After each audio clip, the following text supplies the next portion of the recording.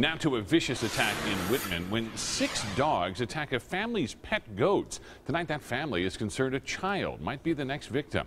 ABC 15's Angie Holdsworth is taking action tonight to find a solution. Angie, it's a disturbing story for sensitive viewers. Yeah, absolutely. So if you do have young kids watching, you may want to send them out of the room at this point. Now keep this in mind. The family called the Maricopa County Sheriff's Office and Animal Control, but the dogs are still out there. So they turned to us to see what else can be done to remove these animals.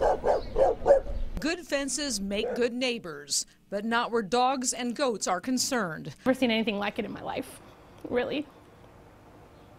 Alicia Mack, her partner Mandy, their 2 teenage children, and 4 pet goats moved into this Wittmann home just 2 days ago. Literally looked like a crime scene.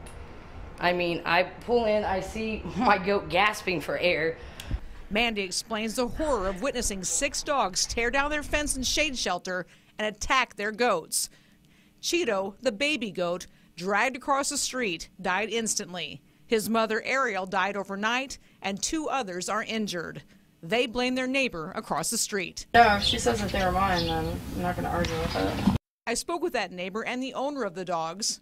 On the property today, you can see locks and attempts to block holes in the fence. As far as the dogs, I plan on getting rid of them all. That's my only solution. For Alicia and Mandy, they say the dogs even this morning were running loose. The dog's owner offered to reimburse them for their loss. A lot of people see goats as like livestock, you know, oh, well, there's livestock, but they're pets to us. For them, the goats are family, and they simply want the surviving 2 to come to a safe home. And I did some checking. The animal care and control will only seize the animals if they are loose or if they have a court order. Now, the owner said she wanted to get rid of the animals, so I'm attempting to pass on some resources to that dog owner so she can get those dogs taken away in a safe manner. Hopefully they can find a solution. Thanks, Angie.